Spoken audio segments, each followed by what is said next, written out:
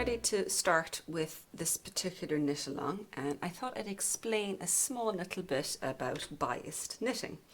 Now, you may have heard that term before and not really known what it meant, but the swatch you see here is a biased swatch. And all that actually means is, as you're knitting it at the start of each row, you've got a decrease, and at the end of each row, you have an increase. So that it means that you've continuously got the same number of stitches, but the edges of your work are at an angle to where you're going. So if I turn it this way, this is our cast on, and you can see along here, these were all decreased, and along here, they were increased. So normally, if you're measuring gauge, and in this particular situation, you can still measure the gauge across here. So your stitches are running along this way, and your rows are running along this way. But in the actual garment, as it's being worn, biased parts are the ones that are going to be vertical. So this will be your side seam, this will be your central seam.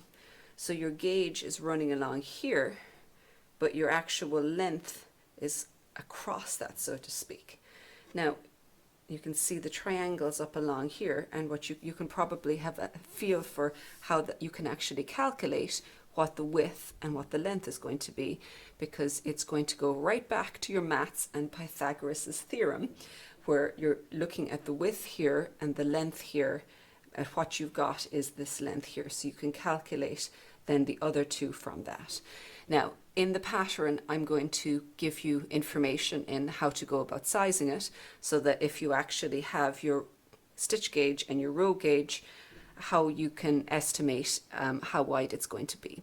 But because even small adjustments in one or the other is going to change things for you, it's also the kind of situation where I would also strongly suggest continuing to measure as you're working. You know, make sure you've reached the width you've got, make sure you've reached the length you want, and that way you're not going to be caught out because of the fact that it's worked on bias.